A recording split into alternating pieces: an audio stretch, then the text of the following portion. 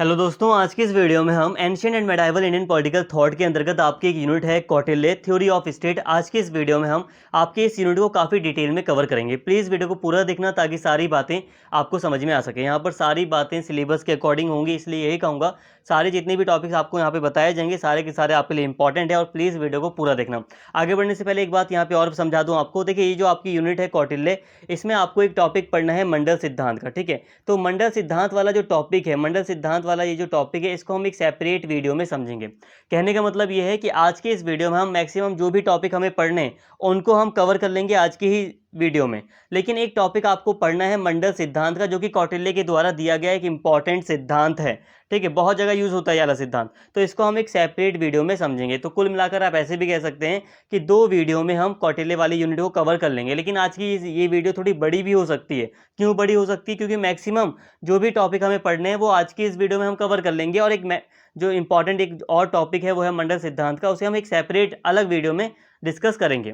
तो चलिए बिना किसी देरी के अपनी इस वीडियो को कंटिन्यू करते हैं, इस यूनिट को कंटिन्यू करते हैं। तो कौटिल्य का राज्य सिद्धांत पूरा का पूरा ये यूनिट का नाम ही कह लो इसे, इसी के अंतर्गत ही सारी बातें की जाएंगी। अब देखिए, प्राचीन भारतीय विचारक कौटिल्य का नाम अर्थशास्त्र के प्रणेता के रूप में प्रसिद्ध है, यानी कि हम कौटिल्य को अर्थशास्त्र के लेखक के रूप में जानते हैं। लेकिन यहाँ पे ये जो अर्थशास्त्र है, ये जो बुक है जो कौटिल्य ने लिखी है, जिसकी रचना कौटिल्य ने की है, लेकिन इसको समझ लो आप थोड़ा सा। यहाँ पे लिखा तो अर्थशास्त्र है, लेकिन इसका मतलब राजनीतिक शास्त्र है। जो राज्य से संबंधित जो भी चीज़ें हैं वही इसके अंतर्गत लिखी गई हैं। इसको आप इकोनॉमी में समझना। हालांकि ये अर्थशास्त्र ही लिखा हुआ है, इकोनॉमी, बट आज का इकोनॉमी मत समझ लेना इसे। ठीक है, ये राजनीति शास्त्र है, नाम इसका अर्थशास्त्र है, लेकिन इसके अंतर्गत जो बातें लिखी हैं वो राजनीतिक शास्त्र से संबंधित ही हैं। ठीक है, कोई दिक्कत नहीं है इसमें। इसके साथ ही दोस्तों यहाँ पे बात समझिए, कौटिल्य को हम अर्थशास्त्र के लेखक के रूप में तो जानते ही हैं, साथ में हम कौटिल्य को चंद्रगुप्त मौर्य के प्रधानमंत्री के रूप में भी जानते हैं। कैसे जानते हैं तो यहाँ पे बात को समझिए। इसमें कौटिल्य के अतिरिक्त विष्णुगुप्त नाम भी दिया गया है। कौटिल्य का तीसरा नाम चाणक्य माना जाता है, जो चंद्रगुप्त मौर्य के प्रधानमंत्री का नाम था। देखिए, कहने का मतलब यह है कि जो कौटिल्य का अर्थशास्त्र है, इसमें एक और हमें नाम दिखाई देता है, कौटिल्य का ही दूसरा नाम विष्णुगुप्त। ठीक है, तो ये दूसरा नाम हो गया। इसके साथ ही कौटिल्य का एक तीसरा नाम भी था, चाणक्य, जो चंद्रगुप्त मौर्य के प्रधानमंत्री थे। विशाख दत्त ने अपने प्रसिद्ध संस्कृत ग्रंथ, अब एक लेखक हैं विशाख दत्त, प्राचीन लेखक हैं ये, इनके द्वारा जो चीज़ें लिखी गई हैं, मुद्रा राक्षस लिखा गया है, ग्रंथ लिखा गया है, इसमें चाणक्य को कौटिल्य और विष्णुगुप्त नामों से भी पुकारा गया है, जिससे ये संकेत मिलता है कि ये तीनों एक ही व्यक्ति के नाम थे। ठीक है, अब विशाख दत्त ने एक पुस्तक लिखी है, एक प्रसिद्ध संस्कृत ग्रंथ है इनका, मुद्रा राक्षस, तो इसमें इन्होंने चाणक्य को कौटिल्य और विष्णुगुप्त नाम से भी पुकारा है, जिससे हमें पता चलता है कि जो कौटिल्य है, जो विष्णुगुप्त है, जो चाणक्य है, ये तीनों के तीनों एक ही व्यक्ति के नाम हैं। तो यहाँ सामान्य जानकारी आपको दी गई जो कि इंपॉर्टेंट थी। ठीक है, अब जो थ्योरी ऑफ स्टेट है उसी के अंतर्गत आपको एक टॉपिक पढ़ना है, राज्य का जो सिद्धांत है, राज्य का स्वरूप। ठीक है, कौटिल्य ने किस तरह के राज्य के स्वरूप की बात की है, इसके बारे में आपको स्टडी करना है। प्राचीन भारत के अधिकांश राजनीति चिंतन की तरह कौटिल्य के चिंतन में भी राज्य की संकल्पना राजतंत्र के रूप में ही की गई है। कहने का मतलब है, जैसे कि आपने मनु को पढ़ा, तो मनु ने भी राजतंत्र की ही बात की। आज हम देखते हैं, आज हम शासन के अलग अलग रूपों को देखते हैं। आज हम बात करते हैं तानाशाही शासन की, सेना शासन की बात करते हैं, हम सैनिक शासन की बात करते हैं, लोकतंत्र की बात करते हैं। लेकिन जब प्राचीन भारत की बात करते हैं तो मुख्यतः जो विचारक थे प्राचीन भारत में, उन्होंने राजतंत्र की ही बात की थी। उसी तरह कौटिल्य ने भी अपने चिंतन में राज्य की जो संकल्पना है वो राजतंत्र के रूप में की गई है, कि एक स्टेट होगा जिसमें राजतंत्र होगा। ऐसे कौटिल्य ने राज्य की संकल्पना की है। दूसरे शब्दों में, यहाँ राज्य उस क्षेत्र और जनसंख्या का संकेत देता है जो किसी राजा के नियंत्रण में आता है। इसके साथ ही यहाँ पर जो राज्य है, इसका अर्थ क्या है? यहाँ पर जो राज्य है उसका अर्थ ये है जहाँ पर कोई राजा शासन करता है।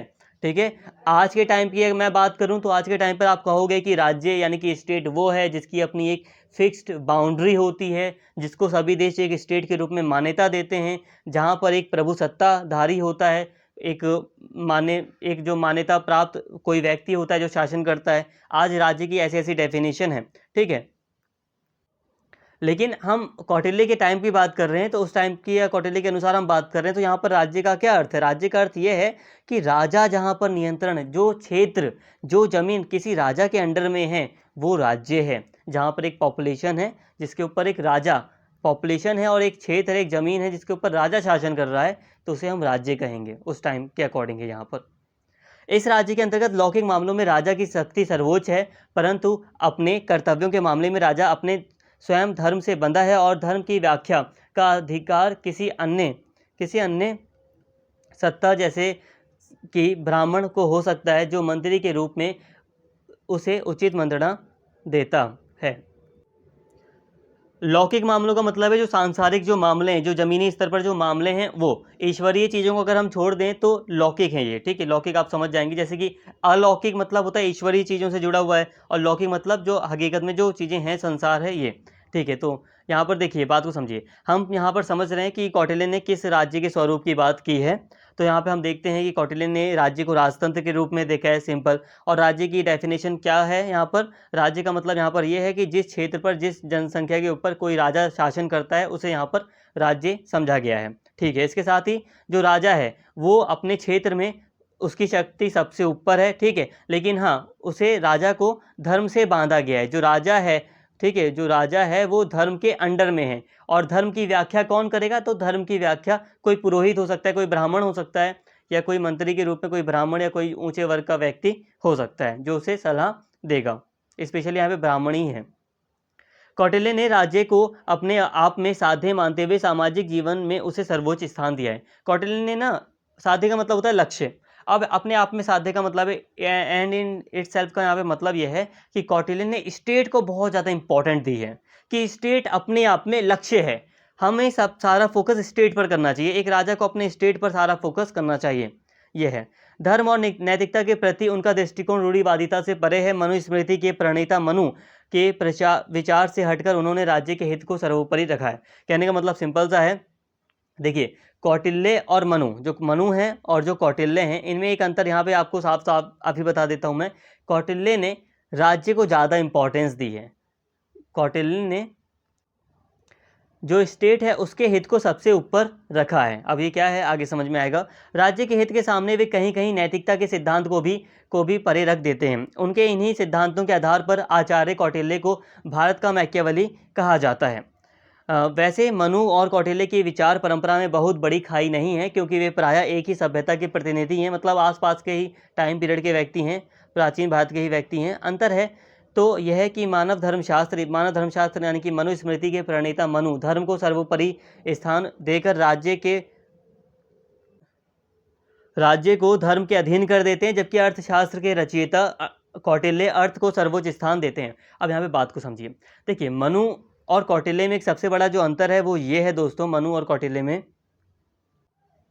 वो ये है कि कौटिल्य ना स्टेट को बहुत ज़्यादा इंपॉर्टेंस देते हैं। कौटिल्य कहते हैं जो स्टेट है इसके हित को हमें सबसे ऊपर रखना चाहिए। मान लो स्टेट कोई भी स्थिति हो, स्टेट के कोई फायदे की चीज़ है तो राज्य को वही करना चाहिए जो स्टेट के फायदे में हो, ये कौटिल्य का मानना है। ऐसे में अगर राज्य को नैतिकता से दूर भी हटना पड़े तो कोई दिक्कत नहीं है, वो नैतिकता से दूर भी हट सकता है, मतलब धर्म का जो रास्ता है उससे छोड़ भी सकता है अपने स्टेट के रक्षा करने के लिए। ये कौटिल्य ने कहा है। कौटिल्य ने कहा है कि जो राज्य है उसे अपना हित, अपना फ़ायदा सबसे ऊपर रखना चाहिए, और उस ऐसा करते समय अगर ज़रूरत पड़े तो नैतिकता को भी दूर रखने से उसे परहेज नहीं करना चाहिए, ऐसा कौटिल्य का मानना है।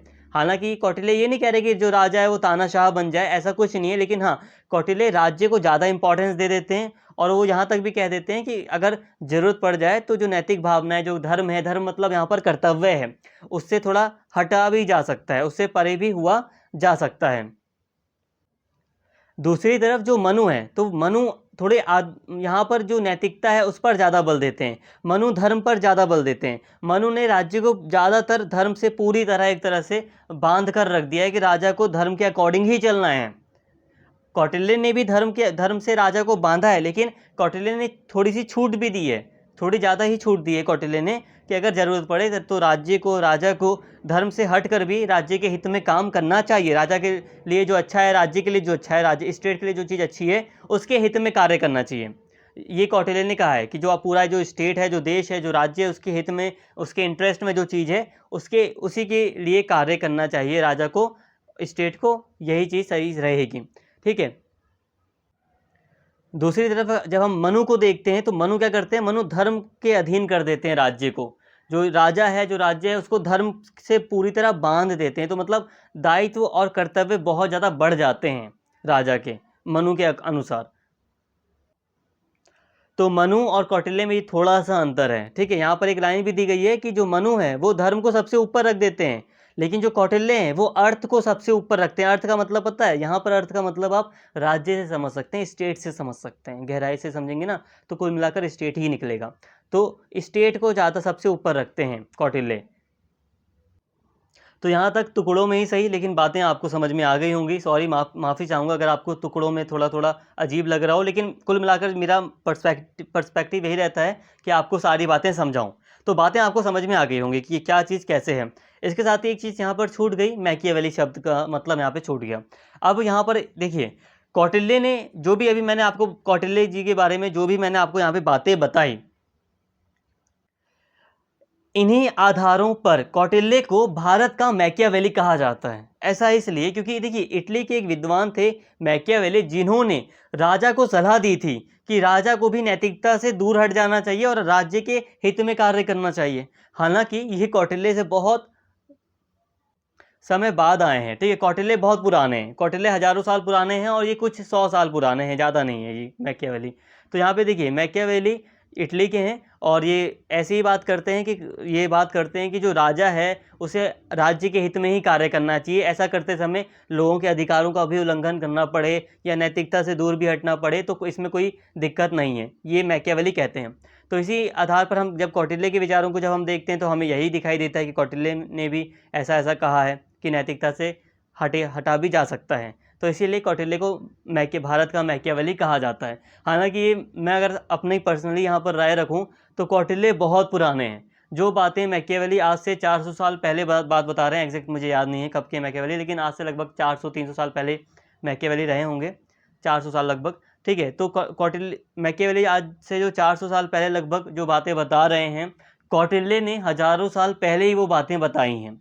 तो यहाँ पे कौटिल्य का जो योगदान है वो बहुत ज़्यादा मान्य रखता है।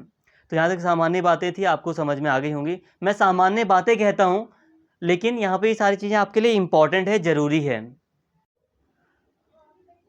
तो दोस्तों, यहाँ तक हमने कौटिल्य के राज्य के स्वरूप को समझा। हालांकि जितनी भी टॉपिक हैं, ये सारे के सारे टॉपिक जो थ्योरी ऑफ स्टेट है उसी के अंडर में ही है ये सारे टॉपिक, ठीक है। उसी के अंडर में ही चल रहे हैं, क्योंकि जो इस थ्योरी ऑफ स्टेट है यानी कि जो स्टेट राज्य का जो सिद्धांत है उसी के अंतर्गत हमने राज्य के स्वरूप को समझ लिया। अब राज्य की उत्पत्ति को देख लेते हैं। हालांकि अलग से अगर एग्जाम में क्वेश्चन आएगा तो आप अलग से भी लिख सकते हैं, कोई दिक्कत नहीं है, लेकिन पूरा जब चैप्टर आप समझ लेंगे ना तो कंक्लूड करने में ज़्यादा आपके लिए आसानी रहेगी। अब हम बात करते हैं यहाँ पे राज्य की उत्पत्ति की, ऑरिजिन ऑफ द स्टेट की। इसके बारे में कौटिल्य क्या कहते हैं, तो यहाँ पे देखिए, कौटिल्य के अनुसार राज सत्ता के उदय से पूर्व सर्वत्र अराजकता का बोलबाला था। यह मत्स्य न्याय यानी कि मत्स्य न्याय की स्थिति थी, अर्थात जिस तरह किसी जलाशय या समुद्र में हर बड़ी मछली अपने से छोटी मछली को खा जाने को दौड़ती है, उसी तरह हर बलवान मनुष्य अपने से निर्बल मनुष्य को अपना ग्रास बनाने को आतुर था। ऐसी स्थिति में शांति व्यवस्था एवं सुरक्षा की आशा करना व्यर्थ होगा। कौटिल्य कह रहे हैं कि राज्य की उत्पत्ति के बारे में, यानी कि जो स्टेट है वो सामने कैसे है। सबसे पहले दोस्तों आप बात को समझो। देखो, हकीकत यह है कि आप खुद सोचिए, आज हम रह रहे हैं जहाँ पर सरकार है, जहाँ पर पुलिस है, जहाँ पर सेना है आपको सुरक्षा देने के लिए, लेकिन आप सोचिए ना कि आखिर कैसे ये सब अचानक से थोड़ी ना प्रकट हो गया होगा। कभी तो स्टेट की उत्पत्ति हुई होगी। ऐसे कैसे हो सकता है कि सरकार अपने आप ही बन गई, या जो राजतंत्र है, राजतंत्र भी तो एक सरकार की ही तरह है, एक व्यवस्थित सिस्टम है, ठीक है। जो राज्य है वो स्टेट सामने कैसे आया, सबसे बड़ी बात यह है, जो स्टेट है वो सामने कैसे आया, सबसे बड़ा मुद्दा यही है। इसी के बारे में कई सारे जो विद्वान हैं वो अपनी अपनी राय रख रहे हैं। तो कौटिल्य भी यहाँ पर अपनी बात रखते हैं कि राज्य की उत्पत्ति कैसे हुई, जो स्टेट है उसकी उत्पत्ति कैसी हुई। एक बात ध्यान रखना, यहाँ पर स्टेट का मतलब आप यूपी बिहार मत समझना। यहाँ पर स्टेट का मतलब आप देश के रूप में, कंट्री के रूप में समझ सकते हैं, लेकिन पॉलिटिकल साइंस में हम राज्य शब्द ही यूज़ करते हैं। तो अब इसी के चलते कौटिल्य यहाँ पे बता रहे हैं कि राज्य की उत्पत्ति कैसे हुई। तो कौटिल्य कहते हैं कि देखिए, जब राज्य नहीं था, जब कोई स्टेट नहीं हुआ करता था, कोई अथॉरिटी नहीं थी पूरे देश को यानी कि पूरे एरिया को संभालने वाली, तो क्या था, अराजकता की स्थिति थी पूरी जगह, यानी कि सर्वत्र हर जगह अराजकता का बोलबाला था। अराजकता की स्थिति ऐसे समझो कि पुलिस प्रशासन नाम की कोई चीज़ नहीं थी, कोई किसी के ऊपर अधिकार नहीं कर सकता था। अधिकार का मतलब यह है कि कोई ये दावा नहीं कर सकता था कि सारी जो अथॉरिटी है वो मेरे पास है। यहाँ पर एक तरह से ये समझ सकते हो कि सभी, किसी के ऊपर किसी का नियंत्रण नहीं है, किसी के ऊपर किसी का भी नियंत्रण ना होना, ये अराजकता की स्थिति है। अब ऐसे में हुआ क्या? अब ये कौटिल्य कहते हैं, अब ऐसे में अराजकता की स्थिति का बोलबाला था, तो ऐसे में मात्स्य न्याय का सिद्धांत चल रहा था। मात्स्य न्याय का मतलब क्या होता है? जो बड़ी मछली होती है वो छोटी मछली को खा जाती है। अब छोटी मछली की रक्षा करने के लिए कोई अथॉरिटी नहीं है, या छोटी मछली मतलब, यह जो छोटी मछली है उसको खाने के जुर्म में बड़ी मछलियों को कोई सजा नहीं दी जाएगी। मतलब यह है, मात्स्य न्याय का सिद्धांत है कि एक बलवान व्यक्ति कमज़ोर व्यक्ति को सताता है, उसको अपना गुलाम बनाने का प्रयास करता है। तो मतलब जिसके पास जितनी ताकत है वो उसके बल पर अपना मतलब अधिकार जमाने की कोशिश करता है। ये थी अराजकता की स्थिति। ऐसी अराजकता की स्थिति थी राज्य की उत्पत्ति से पहले, ऐसे कौटिल्य कहते हैं। मनु ने भी कुछ ऐसी ही बातें की थी। अब ऐसी स्थिति में शांति व्यवस्था और सुरक्षा की आशा करना व्यर्थ था। मतलब कहने का यह है कि अराजकता की ऐसी स्थिति, मात्स्य न्याय जैसी स्थिति फैली हुई थी जिसमें शांति भी नहीं थी और किसी तरह की सुरक्षा भी नहीं थी। अव्यवस्था फैली हुई थी, अशांति पूरे समाज में फैली हुई थी राज्य यानी कि स्टेट की उत्पत्ति से पहले। अब ये जो अराजकता की स्थिति थी, इस मात्स्य न्याय यानी कि अराजकता की ये जो स्थिति थी, मात्स्य न्याय की ये जो स्थिति थी, इसके आतंक से पीड़ित प्रजा ने सूर्य के पुत्र वैवस्वत मनु को अपना राजा मनोनीत किया। तो कुल मिलाकर कौटिल्य यही कह रहे हैं कि जनता ने मनु को अपना राजा चुना ताकि ये जो मात्स्य न्याय, ये जो अराजकता की स्थिति है, इसको खत्म किया जा सके। ये जो अशांति की स्थिति थी, अव्यवस्था की स्थिति थी, इसे खत्म करने के लिए जनता ने मनु को राजा चुन लिया, मनोनीत किया। और प्रजा ने वादा किया, या प्रजा ने कहा कि प्रजा ने यह निश्चय किया एवं प्रतिज्ञा की कि वह अपने अन्न का 6वां भाग तथा व्यापार सामग्री एवं स्वर्ण का 10वां भाग राजा को देगी, क्योंकि केवल राजा ही प्रजा को सुरक्षा एवं समृद्धि प्रदान कर सकता है और इसलिए राजा की स्थिति इंद्र एवं यम जैसे देवताओं के तुल्य है। तो इस तरह दोस्तों स्टेट की उत्पत्ति हुई। ठीक है, समझ में आ गया होगा, बहुत आसान है। यहाँ पर सारी बातें क्लियर हो गई होंगी आपको कि कौटिल्य कहते हैं राज्य की उत्पत्ति के सिद्धांत के अंतर्गत कि पहले अशांति की स्थिति थी, भगदड़ मची हुई थी, मात्स्य न्याय था, कोई जो बलवान व्यक्ति था वो निर्बल को सताता था, या यूँ समझ सकते हैं कि बड़ी मछली छोटी मछली को खाने को दौड़ती थी।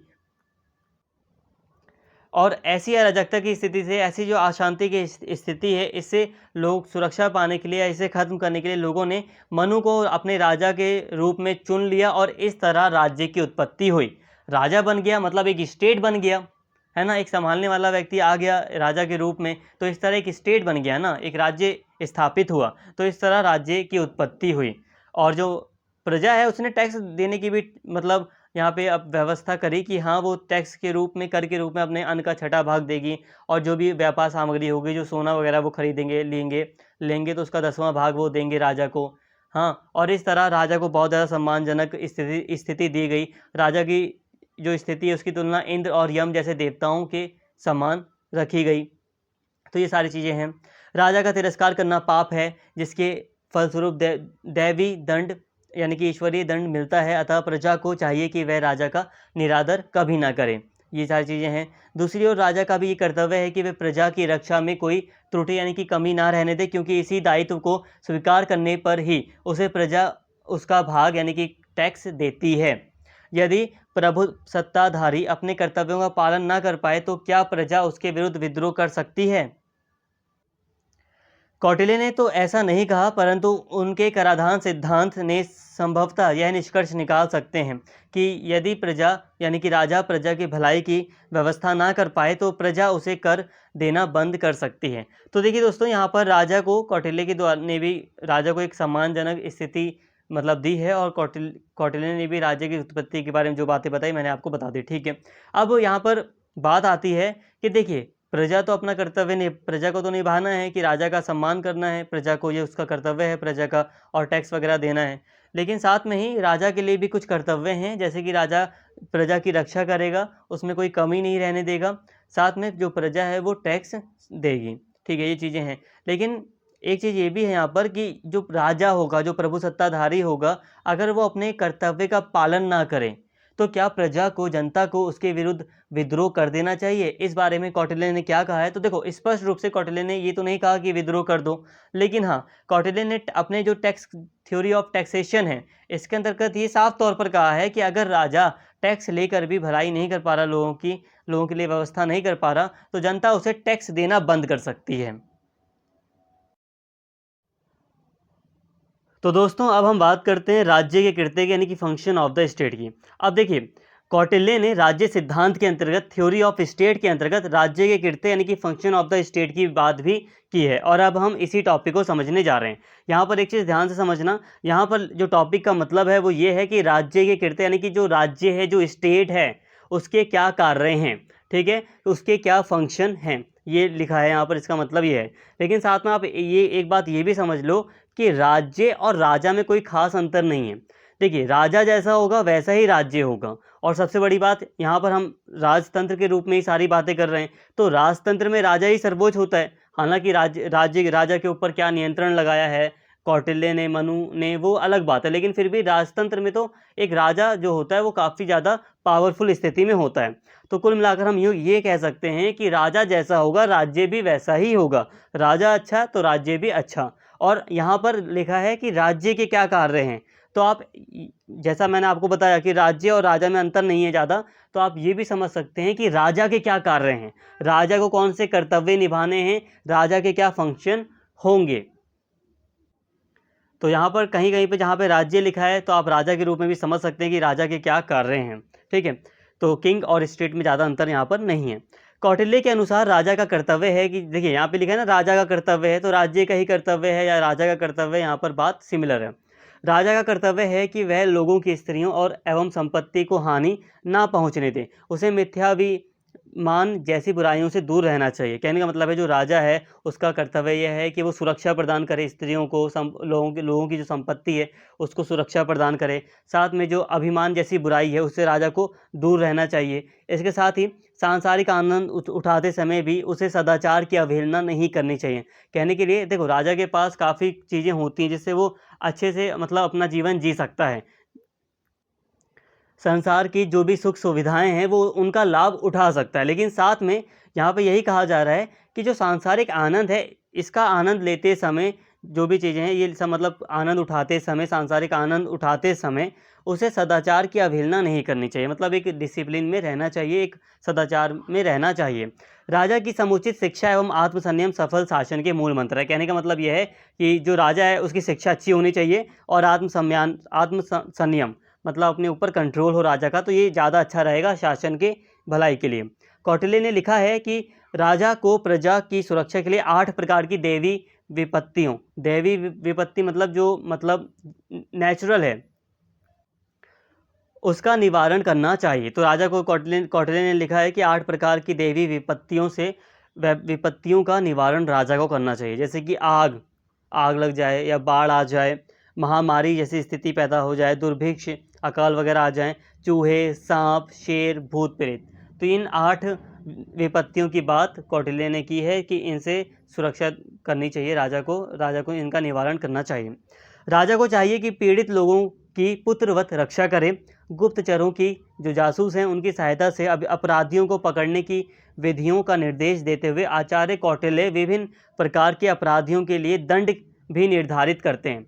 तो कौटिल्य ने राजे के कृत्य के अंतर्गत दंड की व्यवस्था भी की है कि जो राजा है वो दंड देने का अधिकारी होगा और दंड की व्यवस्था करेगा, ताकि जो अपराधी हैं उन्हें उचित सजा मिल सके या दंड मिल सके। इस प्रकार रक्षा के कृत्य को 3 भागों में बांटा जा सकता है। अब कौटिल्य ने रक्षा की बात की है, ठीक है। देखिए, राज्य के कृत्य में, राजा के काम में कौटिल्य ने कहा है कि जो राजा होगा उसको प्रजा की रक्षा करनी चाहिए। तो जो रक्षा का कार्य है इसको हम 3 भागों में बांट सकते हैं। पहला है बाह्य शत्रुओं और आक्रमणकारियों से रक्षा, जो बाहरी आक्रमणकारी हैं उनसे सुरक्षा प्रदान करे राज्य को, ये राजा का कर्तव्य है।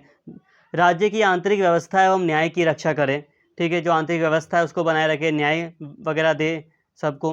दैवी विपत्ति, जैसे कि यहाँ दैवी विपत्तियों की हमने पहले भी बात की, जैसे कि बाढ़, भूकंप, दुर्भिक्ष, आग, महामारी, घातक जंतुओं इत्यादि से लोगों की सुरक्षा करें। तो ये चीज़ें हैं, ठीक है। मुख्य रूप से ये रक्षा के पार्ट को हम ऐसे डिवाइड कर सकते हैं 3 पार्ट में, ठीक है। तो रक्षा के कृत्य को 3 भागों में बांट सकते हैं, जो कि राजा का कर्तव्य है। इसके साथ ही दोस्तों हम बात करें तो कौटिल्य ने राजा के का कार्य क्षेत्र काफ़ी विस्तृत रखा है। अभी हमने देखा, हमने अभी स्टार्टिंग में कई सारे कर्तव्यों की बात की, अभी और भी कर्तव्य हैं। राजा का जो कार्य क्षेत्र है, राज्य का जो कार्य क्षेत्र है, कौटिल्य ने उसको बहुत ज़्यादा व्यापक रखा है। अभी आगे हम देखेंगे तो आपको काफ़ी अच्छे से समझ में आएगा। कौटिल्य ने राज्य को ना केवल धर्म के संरक्षण के लिए उत्तरदायी ठहराया है। अब देखिए, अभी राजा राजा हो रहा था, अब राज्य हो गया, तो मतलब वही है, राजा के भी कर्तव्य हैं, राज्य के भी कर्तव्य। जब हम राज्य राज्य कह लेते हैं तो मतलब पूरा जो स्टेट है, पूरी जो सरकार है, उसका कर्तव्य है, ठीक है। आज जो हम भारत सरकार है, उसे भी हम राज्य के रूप में कह सकते हैं, राज्य। लेकिन काफ़ी राज्य का अर्थ काफ़ी व्यापक हो जाता है, वो अलग चीज़ है, कई बार एक्सप्लेन किया गया है आपको, लेकिन वो अलग चीज़ हो जाती है। बाकी यहाँ पर जो मैं समझा रहा हूँ वही समझिए। तो कौटिल्य ने यहाँ पे राज्य को न केवल धर्म के संरक्षण के लिए उत्तरदायी ठहराया है, बल्कि उसे पति पत्नी, पिता पुत्र, भाई बहन, गुरु शिष्य इत्यादि के संबंधों की पवित्रता की रक्षा करने का दायित्व भी सौंपा है, कि जो संबंध है व्यक्तियों के समाज में वो बने रहें, या उनकी जो पवित्रता है वो बनी रहे। इसके साथ ही दरिद्रों, गर्भवती स्त्रियों, नवजात शिशुओं, अनाथों और वृद्धों, जो बूढ़े व्यक्ति हैं, उनके लिए इत्यादियों के लिए की सहायता पहुंचाने का भार राज्य पर डालकर उन्होंने सामाजिक सुरक्षा की विस्तृत व्यवस्था भी कर दी है। इस तरह जो कौटिल्य हैं वो राजा के कृत्य के अंतर्गत, राज्य के काम फंक्शन के अंतर्गत सामाजिक सुरक्षा यानी कि सोशल सिक्योरिटी की भी बात कर रहे हैं।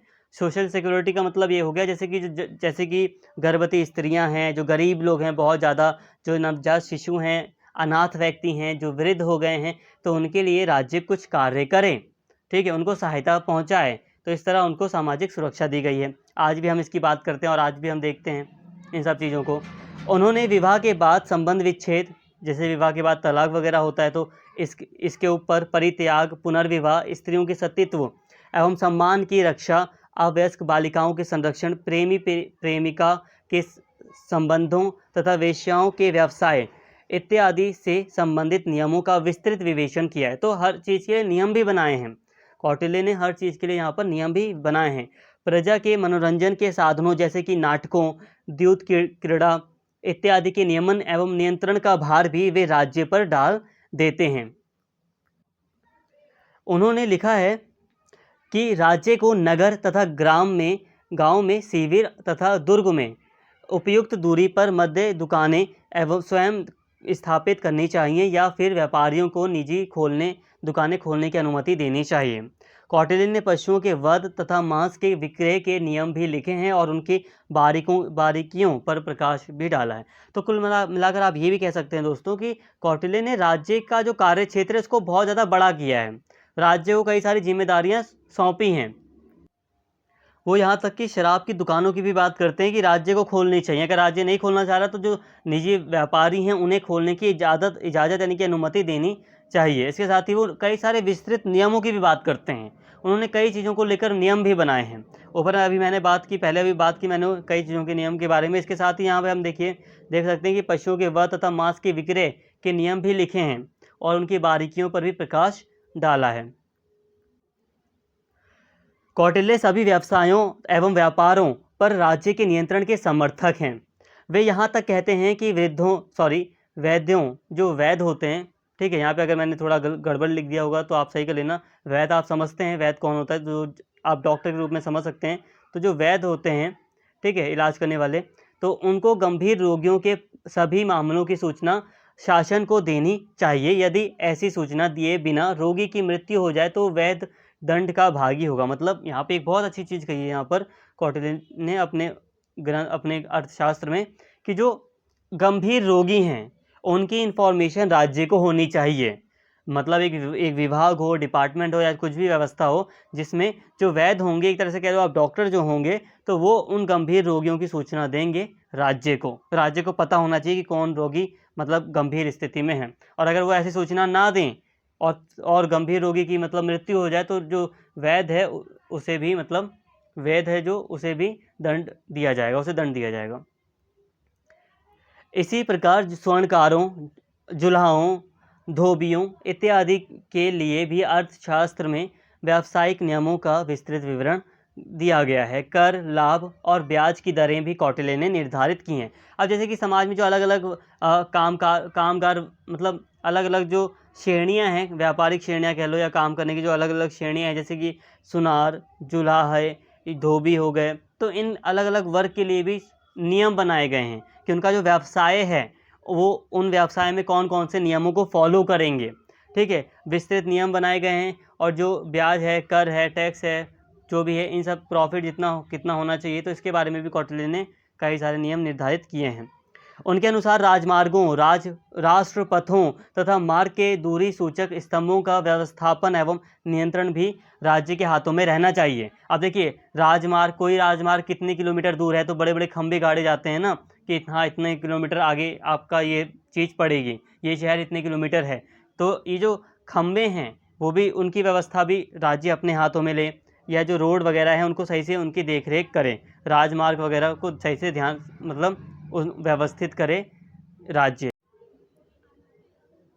कुछ विद्वानों की राय है कि कौटिल्य की राज्य व्यवस्था आज के कल्याणकारी राज्य की संकल्पना के अनुरूप है। सिंपल सी बात है, देखिए कौटिल्य ने सामाजिक सुरक्षा की बात की और अधिकतर चीज़ों को कहा है कौटिल्य ने कि राज्य अपने अधीन रखिए और जो ज़रूरतमंद लोग हैं, जिनको सहायता की आवश्यकता है, उनके लिए राज्य व्यवस्था करे, उन्हें सहायता दे। और ये कल्याणकारी राज्य से काफ़ी मिलता जुलता है। आज हम बात करते हैं वेलफेयर स्टेट की। वेलफेयर स्टेट क्या है? वेलफेयर स्टेट वही स्टेट है, वही सरकार है, वही राष्ट्र है जिसमें अधिकतर चीज़ें सरकार अपने हाथों में रखती है और जो आम जनता है उन्हें प्रोवाइड करती है। स्पेशली जैसे अगर हम बात करें सरकारी स्कूल, सरकारी हॉस्पिटल्स, ठीक है, तो ये जो मैक्सिमम ये जो मतलब चीज़ें हैं जब सरकार इन्हें अपने हाथ में रखती है, तो ये इन्हें हम कल्याणकारी राज्य के रूप में देखते हैं कि सरकार जो ज़रूरतमंद लोग हैं उनके लिए व्यवस्था करेगी। हो सकता है बहुत ही कम पैसे में करे, और फ्री, कई सारी व्यवस्थाएं सरकार फ्री में भी उपलब्ध कराती है। तो ये कल्याणकारी राज्य की खासियत होती है कि कल्याणकारी राज्य जनता की, जो आम जनता है, जिनको ज़रूरत है, जो गरीब लोग हैं, उनके लिए अधिकतर व्यवस्था करती है। तो ये कल्याणकारी राज्य होता है। ठीक है, तो राज्य, जब हम इसकी बात करते हैं कल्याणकारी राज्य की, तो कौटिल्य के राज्य व्यवस्था में भी इसकी झलक हमें दिखाई देती है। जैसे कि कौटिल्य ने बात की है कि जो वृद्ध लोग हैं, जो गर्भवती महिला है, ठीक है, जो ज़रूरतमंद लोग हैं, जो गरीब लोग हैं, उनके लिए राज्य व्यवस्था करे, उन्हें सहायता दे। तो आज भी हम ऐसा देख सकते हैं, सामाजिक सुरक्षा की आज भी बात की जाती है। तो कौटिल्य ने भी एक तरह से हम देखते हैं कि कल्याणकारी राज्य की बात की है। इसमें नागरिकों के बाल्यकाल से वृद्धावस्था तक संपूर्ण जीवन की देखरेख की व्यवस्था की गई है। तो देखिए, बाल्यकाल से मतलब जो नवजात शिशु हैं, ठीक है, उनकी भी बात कौटिल्य ने की है कि उनके लिए भी सहायता करेगा राज्य, और वृद्धावस्था तक बात की गई है। तो मतलब पूरा जो जीवन है उसकी देख रेख की बात की गई है, उस उम्मीद की गई है कि राज्य देख रेख करेगा। तो एक मतलब यहाँ पे हम देखते हैं कि राज्य को अधिक जिम्मेदारी दी गई है। तो यहाँ पर दोस्तों हमने राज्य के कृत्य को काफ़ी डिटेल में कवर कर लिया। आई होप यहाँ तक सारी बातें आपको क्लियर होंगी। अब हम नेक्स्ट टॉपिक को समझते हैं। यहाँ पर ये सारी चीज़ें आपके लिए बहुत ज़्यादा ज़रूरी हैं, इंपॉर्टेंट है और सिलेबस के अंडर में हैं, इसीलिए यहाँ पे आपको सारी चीज़ें समझनी ज़रूरी हैं। तो प्लीज़ वीडियो को एंड तक देखिए, सारी चीज़ें आपको काफ़ी आसानी से समझ में आएंगी। तो देखिए दोस्तों, राजा की इतनी विस्तृत शक्तियों के बावजूद राजा पर कई तरह के व्यवहारिक नियंत्रण भी लागू होते हैं। अब देखिए दोस्तों, अभी हमने बात की राजा के कार्यों की। अब राजा के कार्यों को आप शक्तियों में भी समझ सकते हैं कि राजा को इतनी सारी जिम्मेदारी दी गई है, उस पर मतलब एक तरह से पूरे देश का, पूरे राष्ट्र का, पूरे मतलब राज्य का कंट्रोल राजा के हाथ में है। ठीक है, तो एक तरह से उसकी जो सारी शक्ति है वो राजा के ही पास है। तो इतनी सारी शक्तियाँ राजा के पास है, पर राजा के ऊपर कई तरह के व्यवहारिक नियंत्रण भी लगाए गए हैं। कौटिल्य ने अपने सिद्धांत में इनकी बात की है। ठीक है, तो राजा के ऊपर कुछ नियंत्रण भी हैं। अब वो क्या हैं, तो आप एक एक करके इनको समझिए। ऐसा नहीं कि राजा तानाशाह बन जाएगा, ऐसा कुछ नहीं है, व्यवहारिक नियंत्रण भी है। अब पहला है धार्मिक नियंत्रण। अब ये क्या है? राजा का कर्तव्य था कि प्रजा की रक्षा करना है उसको, इसमें प्रजा के धर्म की रक्षा करने का दायित्व भी राजा भी आ जाता है। अतः राजा धार्मिक नियमों की उपेक्षा नहीं कर सकता था। यदि वे ऐसा करता तो ब्राह्मण उसके विरुद्ध हो जाते और उसके प्रति विद्रोह कर देते। तो देखिए दोस्तों, जो राजा था उसका कर्तव्य था कि वो प्रजा की रक्षा करे, धर्म के रास्ते पर चले, और जो प्रजा का धर्म है उसकी रक्षा करे, ये राजा का कर्तव्य था। और जो धार्मिक नियम है, सबसे बड़ी बात, जो धार्मिक नियम है उसके अकॉर्डिंग चले, जो कर्तव्य निर्धारित किए गए हैं, जो नियम बनाए गए हैं उसके लिए, उसके अकॉर्डिंग ही राजा चले। ठीक है, राजा से ये उम्मीद की गई थी। लेकिन अगर राजा ऐसा ना करे, धार्मिक नियमों का उल्लंघन करे, तो जो ब्राह्मण थे वो उसके विरुद्ध हो सकते थे और विद्रोह भी कर सकते थे। ठीक है, तो इस तरह राजा के लिए काफ़ी खतरा पैदा हो सकता था। इसके साथ ही राजा के ऊपर मंत्री परिषद का भी नियंत्रण था। तो धार्मिक नियंत्रण तो था ही राजा के ऊपर, एक मंत्री परिषद का भी नियंत्रण था। अभी क्या था, तो ध्यान से समझिए। अर्थशास्त्र तथा अन्य प्राचीन हिंदू ग्रंथों में राजा को मंत्री परिषद नियुक्त करने की आज्ञा दी गई है और यह कहा गया है कि मंत्रियों को वाद विवाद, परामर्श तथा मंत्रणा यानी कि सलाह देने में निर्भीक होना चाहिए। बिना डरे मंत्रियों को सलाह देनी चाहिए। राजा को भी आदेश दिया गया है कि वह अपने मंत्रियों की मंत्रणा को ध्यानपूर्वक सुने और उसकी उपेक्षा ना करें। अतः परोक्ष रूप से राजा के व्यवहार यानी कि अप्रत्यक्ष रूप से राजा के व्यवहार पर मंत्री परिषद का नियंत्रण भी रहता था। मंत्रियों ने षड्यंत्र करके स्वेच्छाचारी राजाओं को किस तरह हटा दिया, ऐसे अनेक वृत्तांत प्राचीन ग्रंथों में मिलते हैं। तो देखिए दोस्तों, मंत्री परिषद, राजा को सलाह देने के लिए एक मंत्री परिषद होती थी और राजा से भी उम्मीद की जाती थी कि राजा उनकी बात को सुने, उनकी बात को समझे। तो इस तरह मंत्री परिषद का भी एक अच्छा नियंत्रण होता था राजा के ऊपर। और हमें ऐसे कई सारे उदाहरण देखने को मिलते हैं जिसमें मंत्री परिषद ने या जो मंत्री हैं उन्होंने षड्यंत्र करके कई बार जो स्वेच्छाचारी राजा थे उनको हटाया है उनके पद से। तो इस तरह मंत्री परिषद का भी एक महत्वपूर्ण नियंत्रण होता था। इसके साथ ही दोस्तों जनमत का नियंत्रण, जो जनता है उसका नियंत्रण भी होता था। राजा प्रायः जनमत की अवहेलना कभी नहीं कर सकता था। कौटिल्य के अनुसार राज तिलक के समय राजा को यह शपथ दिलाई जाती थी कि वह लोक इच्छा का सम्मान करेगा और लोकहित में कार्य करेगा। मतलब राजा जनमत की अवहेलना नहीं कर सकता था, जनता है उसकी इच्छा के विरुद्ध कार्य नहीं कर सकता था। इसकी शपथ भी दिलाई जाती थी। कौटिल्य के अनुसार अगर हम बात करें तो जब राज तिलक होता था तो राजा इसकी शपथ भी लेता था कि वो जो लोक इच्छा है, जनता की जो इच्छा है उसका सम्मान करेगा और लोकहित में कार्य करेगा। प्राचीन काल की अनेक कथाओं से भी राजा के ऐसे व्यवहार की पुष्टि होती है और प्राचीन काल में कई सारे जो ग्रंथ हैं, कथाएं हैं, उससे भी हमें ये वाली बात सही साबित हुई दिखाई देती है। जैसे कि रामायण की कथा कौन नहीं जानता, रामायण का एक यहाँ पे उदाहरण दिया गया है। जैसे कि इसके अनुसार राम जैसे आदर्श राजा को पूरा विश्वास था कि उनकी प्रिय पत्नी सीता सर्वथा सच्चरित्र एवं निष्कलंक थी, फिर भी उन्होंने इन्हें इसलिए निर्वासित कर दिया था क्योंकि उनकी प्रजा के लोग सीता के सतीत्व यानी कि उनकी पवित्रता पर संदेह करने लगे थे। अतः यह सिद्ध होता है कि प्राचीन हिंदू राजा लोक निंदा के प्रति अति सतर्क रहते थे। प्रजा को आश्वस्त रखना राजा का परम कर्तव्य था। तो देखिए दोस्तों, यहाँ पे राम जी का उदाहरण दिया गया है। राजा के रूप में अगर हम बात करें राम जी की, तो एक अच्छा उदाहरण हमें दिखाई देता है जिन्होंने जनता की अवहेलना नहीं की। क्योंकि देखो, जनता जो उनकी पत्नी थी सीता, उनके चरित्र पर संदेह कर रही थी, तो इसीलिए उनको निर्वासित किया। हालांकि राम जी को पूरा मतलब यकीन था कि जो सीता हैं वो सच्चरित्र हैं, निष्कलंक है, लेकिन फिर भी जो जनता उनके सतीत्व पर संदेह कर रही थी, इसलिए राम जी ने उन्हें निर्वासित किया। अब ये चीज़ सही है गलत है, अभी हम इस पे बात नहीं कर रहे। यहाँ पे हम बस एक उदाहरण के रूप में हमने इसको देखा कि राजा के ऊपर जनमत का नियंत्रण भी होता था, यानी कि जनता की अवहेलना करना राजा के लिए इतना आसान नहीं था। तो जनमत का नियंत्रण भी राजा के ऊपर होता था। बाकी एक उदाहरण यहाँ पे हमने देखा तो उससे ये बातें और भी अच्छे से स्पष्ट होती है। हालांकि एक बात मैं एक्सप्लेन करूँगा यहाँ पे। देखिए, राम जी को पूरी तरह यकीन था कि जो सीता है वो सच्चरित्र है एवं निष्कलंक है। ठीक है, ऐसा इसलिए क्योंकि अगर जो रावण था, अगर वो सीता जी को छूता भी ना तो वो भस्म हो जाता। ठीक है, ऐसी चीज़ की गई थी कि अगर रावण सीता जी को छू भी लेता तो वो भस्म हो जाता। तो इस तरह राम जी को पूरी तरह यकीन था कि जो सीता है वो सच्चरित्र थी, लेकिन फिर भी क्योंकि लोग उनके ऊपर संदेह कर रहे थे, तो इसलिए उन्होंने जनता की अवहेलना ना करते हुए सीता जी को निर्वासित किया। तो ये जनमत का नियंत्रण था और इस तरह हमने ये वाला टॉपिक भी समझ लिया। अब हम बात करते हैं दोस्तों राज्य का सप्तांग सिद्धांत।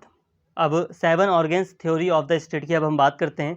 तो देखिए, कौटिल्य ने राज्य के संगठन का विस्तृत विवरण राज्य के सप्तांग सिद्धांत में दिया है। यह सप्तांग सिद्धांत कौटिल्य की नई देन नहीं है। उनसे पहले जो मनुस्मृति में भी आचार्य मनु ने सप्तांग सिद्धांत का विवरण दिया था। हालांकि कौटिल्य का विवरण अधिक सुलझा हुआ है। इस सिद्धांत के अनुसार राज्य 7 तत्वों से निर्मित होता है, क्योंकि ये तत्व एक दूसरे के साथ इतने निकट रूप से जुड़े हुए हैं जैसे ये एक ही शरीर के अलग अलग अंग हों, इसलिए इन्हें राज्य के अंग कहा गया है। जैसे शरीर के किसी अंग, आँख, कान, हाथ, पैर इत्यादि का पृथक अस्तित्व संभव नहीं है और इन अंगों को काट देने से शरीर विकलांग या मृत हो जाता है, वैसे ही राज्य के ये अंग राज्य से पृथक नहीं रह सकते। यदि इनमें से किसी अंग को हटा दें तो राज्य भी विकलांग और निराधार हो जाएगा। तो यहाँ पे देखिए दोस्तों, अब हम सप्तांग सिद्धांत की बात करें, मतलब 7 सिद्धांत, 7 ऑर्गेन, क्या है ये? राज्य के 7 ऑर्गेन, 7 अंग कह लो, ठीक है, 7 अंग, राज्य के 7 अंग हैं जिससे एक राज्य खड़ा रहता है। अब ये क्या है तो इसको और डिटेल में भी हम समझेंगे, लेकिन थोड़ा और अच्छे से एक्सप्लेन करूँ तो देखिए, कौटिल्य ने ये सिद्धांत, सप्तांग सिद्धांत दिया है, लेकिन ये कोई नया सिद्धांत नहीं था कौटिल्य का। इनसे पहले भी जो मनु हैं उन्होंने भी सप्तांग सिद्धांत की बात की थी, लेकिन हाँ, जो कौटिल्य ने सिद्धांत दिया है वो काफ़ी थोड़ा अधिक स्पष्ट हमें सुलझा हुआ दिखाई देता है। ठीक है, ये शरीर के अंग के रूप में 7 चीज़ों की बात की है, राज्य की 7 चीज़ों की बात, 7 तत्वों की बात की है जिनको एक शरीर के अंग के रूप में देखा गया है। जैसे एक शरीर का बॉडी पार्ट होता है, अलग अलग बॉडी पार्ट काम करते हैं, तो यहाँ पे जो अंग तत्व बताए गए हैं राज्य के, तो वो भी एक शरीर के अंग के रूप में दिखाई देते हैं। अगर शरीर का एक भी अंग, हमें लगता है कि एक भी अंग में खराबी है तो हमारा शरीर सही से काम नहीं करता। उसी तरह अगर राज्य का एक भी जो तत्व है सप्तांग सिद्धांत में, अगर वो सही ना हो तो राज्य भी सही से नहीं चलेगा। इस रूपक को आचार्य कौटिल्य ने इतना यथार्थ रूप देने का प्रयत्न किया है कि उन्होंने राज्य के प्रत्येक अंग के महत्व को दर्शाने के लिए उसकी तुलना मानव शरीर से के उपयुक्त अंग से की है। मतलब यही है कि जो 7 चीज़ें बताई हैं राज्य के लिए, उसकी तुलना इन्होंने मानव शरीर से कर दी। क्यों? क्योंकि काफ़ी ज़्यादा यथार्थ बनाते हुए उन्होंने मानव शरीर के उपयुक्त अंग से उसकी तुलना की है। अब वो क्या है तो यहाँ पे देखो स्पष्ट हो जाएगा 7 सिद्धांत क्या है, सप्तांग सिद्धांत क्या है। तो इन 7 चीज़ों की बात की गई है, जैसे कि सप्तांग सिद्धांत में एक है राज्य का सिर, ठीक है, एक है आँखें, एक है कान, और एक है मुख, और एक है मस्तिष्क, और एक है यहाँ पे बाहें होगा, ठीक है, ये बाहें होगा, बाहें, ठीक है, और एक है यहाँ पर जंघाएं, अभी दिखाऊंगा जंघाएं। तो ये 7 अंग हैं मानव शरीर के, ठीक है, मानव शरीर के ये 7 अंग हैं। इनकी तुलना कर दी गई है हकीकत के जो मतलब राज्य है उसके जो तत्व हैं उससे। जैसे कि राजा का जो राजा है वो एक स्टेट का सिर होता है, ठीक है, और जो मंत्री है वो आंखें होता है, इसके साथ ही जो राजा का मित्र, राजा के जो दोस्त होते हैं वो राजा के कान कह लो, कान होते हैं, राजा के कान होते हैं, ठीक है। राजा का जो मुख है, ठीक है, वो राजा का कोष होता है, कोष मतलब पैसा, कितना धन पड़ा है राज्य के पास, ठीक है। अब जो सेना होती है वो राजा का दिमाग होती है, जो स्टेट है उसका दिमाग है। जाहिर सी बात है, जितनी बड़ी सेना उतना आपका दिमाग चलेगा, ठीक है। दुर्ग जो किले वगैरह होते हैं वो बाएं हैं। आपका देश, आपका स्टेट कहाँ तक फैला है, आपके बॉर्डर्स पर किले होंगे ना, दुर्ग होंगे बड़े बड़े, तो वो दुर्ग, ठीक है, वो क्या है, बाएं हैं। इसके साथ ही यहाँ पर है पुर या जनपद, ठीक है। पुर या जनपद का मतलब है भूमि या प्रजा, ठीक है। तो राज्य की ये जंघाएं के रूप में इसको दर्शाया गया है। तो ये 7 चीज़ें हैं। इसमें आप ऐसे भी देखिए, ये जो नाम है अमात्य वगैरह, ये मतलब उस समय के नाम हैं। बाकी इन्हें और ईजी करके आज के टाइम पर अमात्य को हम नॉर्मली मंत्री के रूप में पुकारते हैं, तो मंत्री लिखा गया है। सुहृदय को यहाँ पे हम मित्र कहते हैं तो मित्र लिखा है, ठीक है। कोश, सेना, दुर्ग और जनपद तो हम समझते ही हैं। आई होप दोस्तों ये सामान्य बातें थी, आपको समझ में आ गई होंगी। इस प्रकार सप्तांग सिद्धांत न केवल राज्य के स्वरूप का निरूपण करता है, बल्कि ये संकेत भी देता है कि राज्य के किस किस अंग का क्या क्या कार्य है। तो देखिए यहाँ पे ये सप्तांग सिद्धांत राज्य के न केवल स्वरूप को बताता है कि राज्य कैसा होता है ना, इसके साथ ही हर एक अंग का काम क्या है इसको भी दर्शा देता है कि हर एक अंग का कार्य क्या है। इसके साथ ही ये सिद्धांत राज्य की विशेषताएं भी बताता है कि राज्य की क्या विशेषताएं हैं। दूसरे शब्दों में राज्य का अस्तित्व तभी संभव है जब उसमें राजा, मंत्री, मित्र, कोश, सेना, दुर्ग और पुर का समावेश, यानी कि जनपद एक क्षेत्र हो जहाँ पर राज्य स्थापित हो, उसका समावेश हो, ठीक है। पुर मतलब पता ही है, जनपद या मतलब प्रजा या भूमि, तो एक क्षेत्र। आई होप यहाँ तक आपको सारी बातें क्लियर होंगी। और एक टॉपिक रह गया है मंडल सिद्धांत का, और मंडल वाले जो सिद्धांत का जो टॉपिक है इसको हम दोस्तों एक सेपरेट वीडियो आपको प्लेलिस्ट में मिल जाएगी, आप देखिए, आपको प्लेलिस्ट में जल्दी मिल जाएगी, आप देख लेना। और आई होप यहाँ तक आपको सारी बातें समझ में आ गई होंगी। उम्मीद करता हूँ वीडियो आपको पसंद आई होगी। यहाँ तक हमने कौटिल्य को काफ़ी डिटेल में कवर कर लिया, काफ़ी अच्छे से हमने कौटिल्य को समझा है यहाँ पर। उम्मीद करता हूँ वीडियो आपको पसंद आई होगी। अगर वीडियो अच्छी लगी हो तो प्लीज़ चैनल को सब्सक्राइब कर लें, वीडियो को लाइक करें, शेयर करें और कमेंट करके अपना फीडबैक ज़रूर दें। Thank you.